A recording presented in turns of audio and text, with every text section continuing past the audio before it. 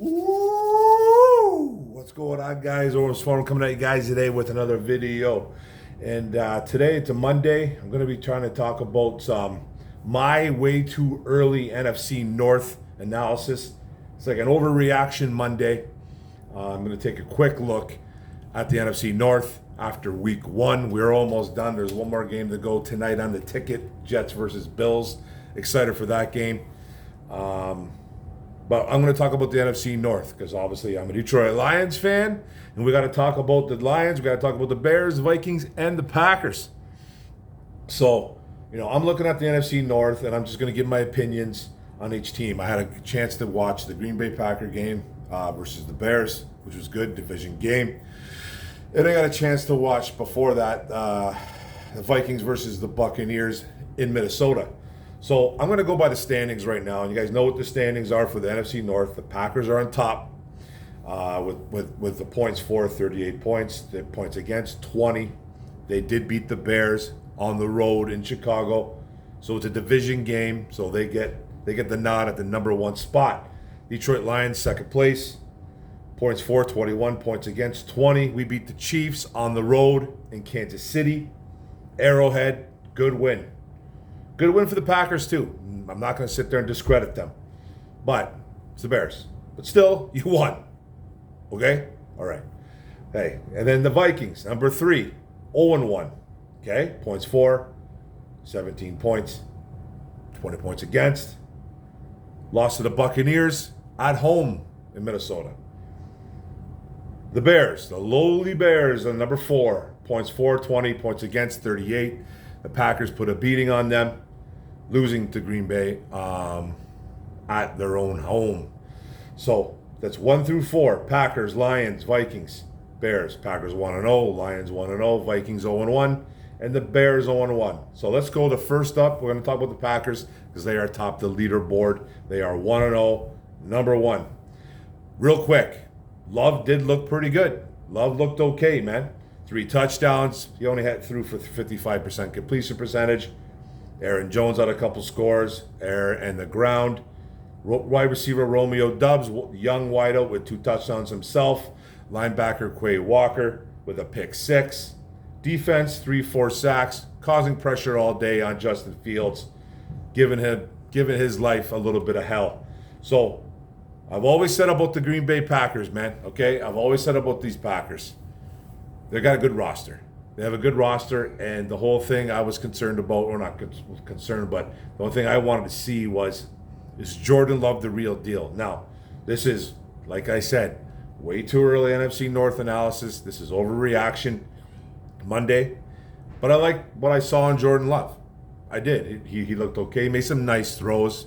He missed some throws, though. The completion percentage wasn't there, but They have a good roster. They have good guys on defense with Quay Walker, Rashawn Gary, Jair Alexander.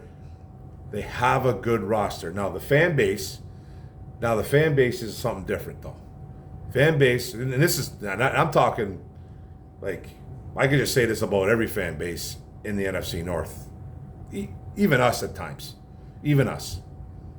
We're just not allowed to let anybody have good things.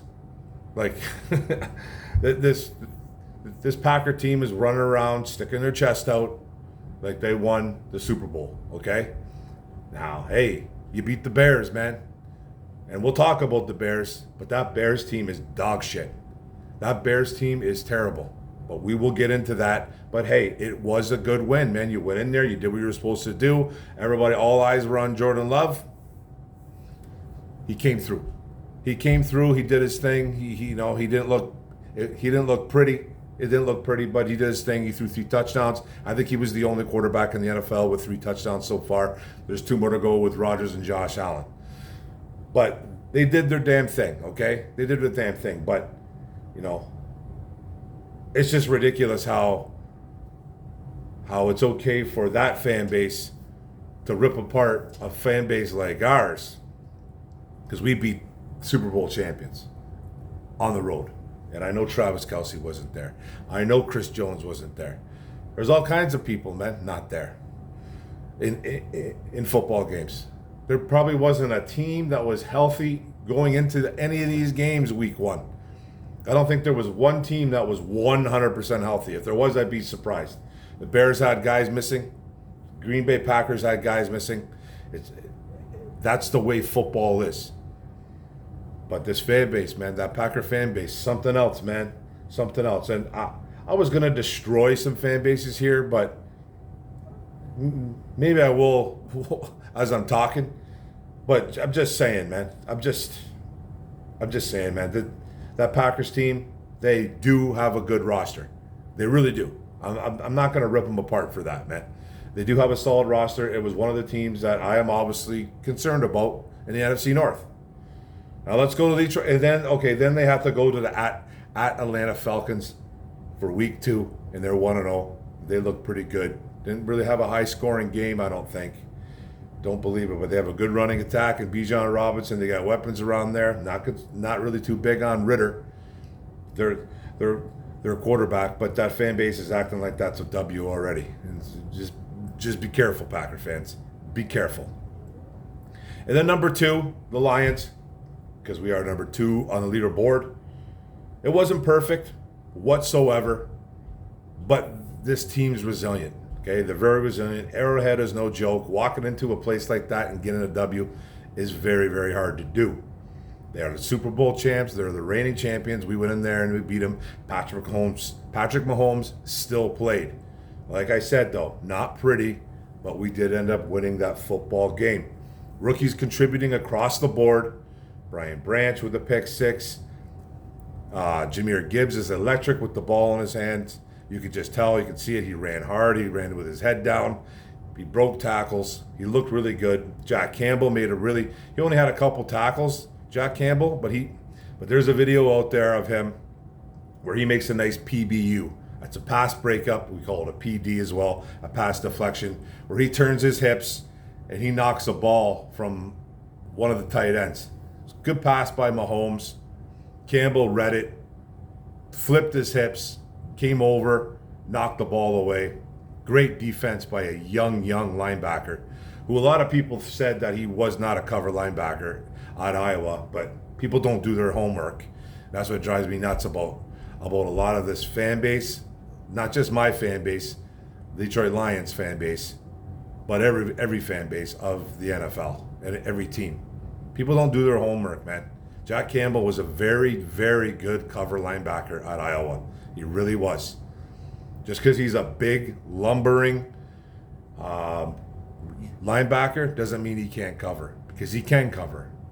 He's very good in space. He's a tackling machine. He's a smart, instinctive linebacker. And he contributed to that win on Thursday night. Laporta getting in there too. Is he a safety net for Goff? He was targeted like 7-8 times. He caught like 5 balls. Something like this, 6 or 7 times, or 5. I forget. It doesn't matter. But he caught 5 of those balls for sure. Not big yardage, like 39, 40 yards. But he's a safety net. You can just tell Goff trusts him already, and that's pretty big for being a rookie tight end. And then Hutchinson, the defense. Hutchinson is a beast. It took a guy like Jawan Taylor to cheat for majority of that football game, and he was still creating tons of pressure. He probably would have had 2 or 3 sacks if that guy was lined up properly. Jawan Taylor was lined up in the backfield illegally majority of that football game. It was insane, and it got called once. And Hutchinson beat him like a drum. Now, Jawan Taylor is no household name, but he's not terrible. But he's not a household name. And then you had Houston getting in there, some pressure. The secondary does need some. The secondary does need some cleaning up there. Looks like there was a lot of miscommunication going on with that secondary. But they made some plays. C.J. Gardner-Johnson making plays. Everybody making plays across the board. They just need to get a little bit better. But, C.J. Gardner-Johnson being that emotional leader, making plays out there, that's something that we haven't seen in a long time. And it looks like SOL is no more. But it's week 1, and it's like, This is the way too early overreaction North analysis. So this is what it is, right? This is what it is. But now we go back home for our home opener against the Seattle Seahawks, who struggled mightily, versus the LA Rams. Suffered some injuries. They lost both their tackles. We'll talk about that later on with my preview. And I think they even lost Tyler Lockett, their number 2 wide receiver. So who knows who's going to be playing there. We'll talk about that. We'll continue on with the injury report as that. We'll keep looking at that until it's time to make the preview I'll either make it Friday or Saturday night. Don't know. Probably Saturday. I'm going to guess Saturday. Then the Vikings. Then the Minnesota Vikings, number 3. Took the L to Baker Mayfield and the Tampa Bay Buccaneers. I said it since the beginning, since probably halfway through last year, 2022. And I've said it all through spring, all through summer, training camp, OTAs, scrimmages, joint practices, preseason. The Minnesota Vikings are frauds. Now that fan base, majority of that fan base, in my opinion, I can stomach. I really can. I can really talk to that. Most of that fan base. There's some doozies out there though, that just are unbearable. Okay, there really is. There's some in ours too. Some people think I'm unbearable. Bring it on. Don't really care. But, everyone's got opinions. Opinions are like, what's. Everyone has one. So that's pretty much mine on there. But that team is a fraud. That team is the poster boy for frauds. They really are. And I'm sorry, Vikings fans. I'm sorry, but not sorry. You have a crazy aerial attack. I'm not gonna take that away from you. Kirk Cousins will drop back 800 times and he will chuck it in the air. He has no problems doing that. You got Justin Jefferson, who's probably the best wide receiver in the NFL. Pretty damn close. And he's a huge diva, though. And then you have Jordan Addison, the rookie, who had a nice day as well, too, on my bench in fantasy. Blah. And then those 2 guys will be problems. And then throwing guys like TJ Hawkinson, KJ Osborne. It's a ridiculous aerial attack. Okay? And Cousins isn't your special, any type of special quarterback. I've compared him to Jared Goff over the years. I think they're carbon copies of each other. Except I think Cousins is a little more brash.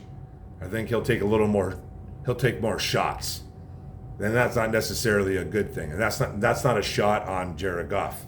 Because Cousins is more of a gunslinger, in my opinion. He just chuck it and duck it. He doesn't care. He doesn't care where he throws it. He'll throw it. He'll throw it into a window. He'll throw it into 3 guys, man, standing there. And 2 of them are defenders. He does not give a damn. Kirk Cousins.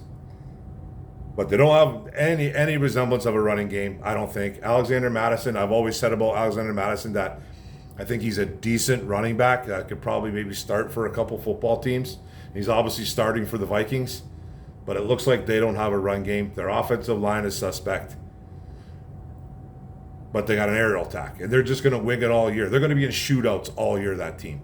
All year, the Minnesota Vikings. They will. So fire those guys up for fantasy. You know what I mean? I sat Kirk Cousins over Justin Herbert over the weekend, and Cousins had 2-3 points more than Herbert. You know what I mean? I saw Addison too in that same league. He had a big day, like 70-something yards, 80 yards, whatever he had, and a touch, had a tutty. So, and then the defense is just non-existent. They don't have the defense. Guys left that team. Exit stage left, man, in Minnesota. They got Daniil Hunter still. He did have a sack, I believe, against the Bucs. But really, that's all they really have. They don't really have. I'm surprised that the Vikings only led up 20 points. I really I really am surprised, but then again, it's Baker Mayfield. Baker Mayfield threw a couple touchdowns, but he didn't throw for a bunch of yards. But he threw touchdowns when it counted, got down there and scored some points for the Tampa Bay Buccaneers, but they lost to Baker Mayfield. And they weren't supposed to win. They weren't supposed to win that game, the Buccaneers. They were not supposed to. That's why I think that team's a fraud. Now, it's early, but I've been calling this for over a year now.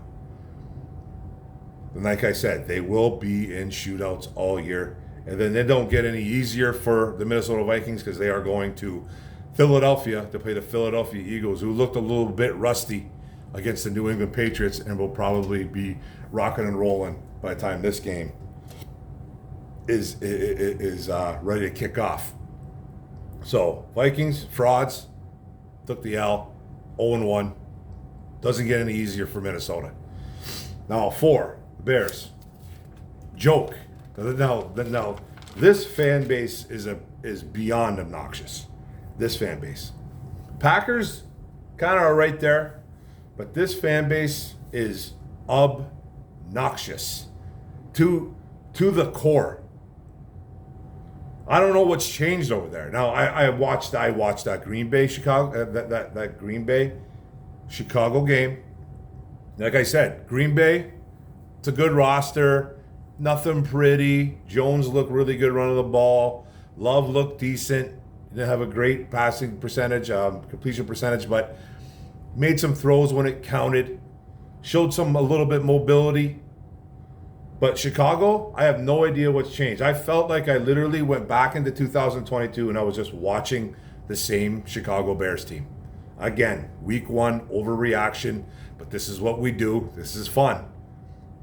But I just don't see how it gets any easier for them. Like, does this coaching staff trust Justin Fields? It doesn't look like it. And when you have to turn Justin Fields into a quarterback, he crumbles. He literally crumbles. He's not a good quarterback. He is athletic as hell. He's a running back. That's what he is, man. He did have a good completion percentage, though. He completed like 64. Well, I think it was 63.8. So almost 64% of his passes. And he threw for over 200 and something yards, which was shocking because I don't think he did that all last year. But it was like watching the same team from 2022. Screen passes, dump offs all day, not letting the quarterback throw the ball deep. He threw deep a couple times, but when they were down and when it counted the most, when they needed to do it, they didn't really do it. So I don't know what's going on over there in Chicago. Mooney had 4 catches for 53 yards and a touchdown, though. Wide open. He was wide open. So DJ Moore, the big acquisition they got in the trade, was 2 catches for 25 yards. They looked frustrated the whole day, the offense. The O-line is absolutely decimated. They got injuries with Jenkins out. They got rookies in there. They got a rookie in there, Darnell Wright. I'm pretty sure he started. But the Packers defense was all over Justin Fields. They got to him 4 or 5 times. They hit him all day. Fields is a one-read guy, and he tucks and runs.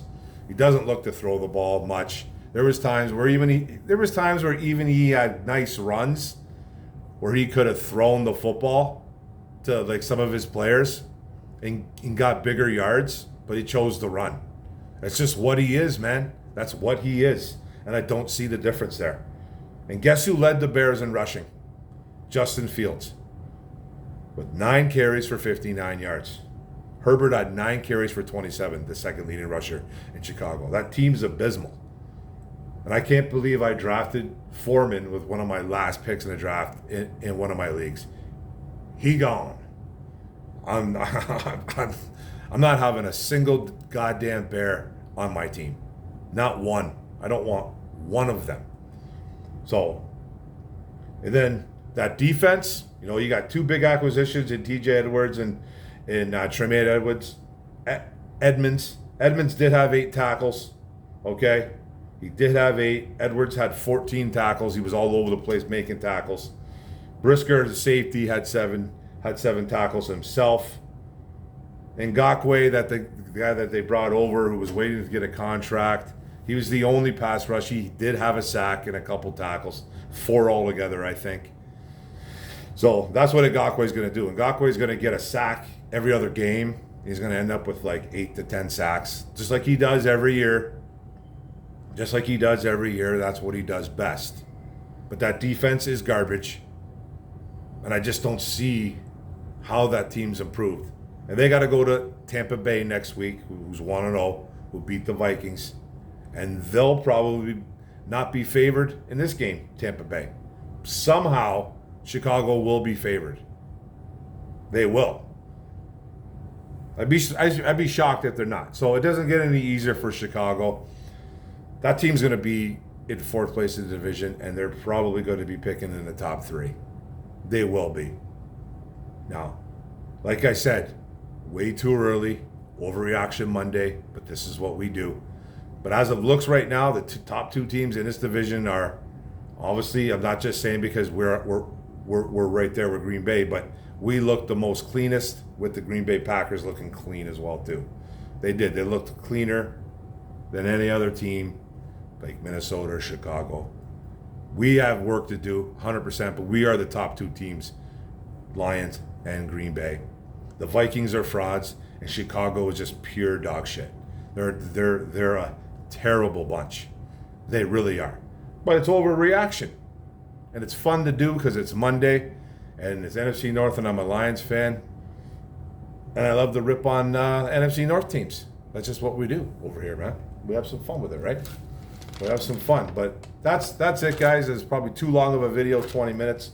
I got to go do a podcast in a couple minutes. So thanks a lot, guys, for that. Hopefully, it's just a little bit of fun.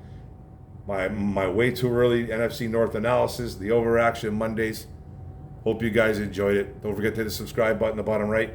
Don't forget to hit the notification bell up top. Don't forget to like, comment, share this out. What do you guys feel, man? NFC North, Lions, Green Bay. Let's go, baby. One pride. Go Lions. Kaboom. Yeah, boy.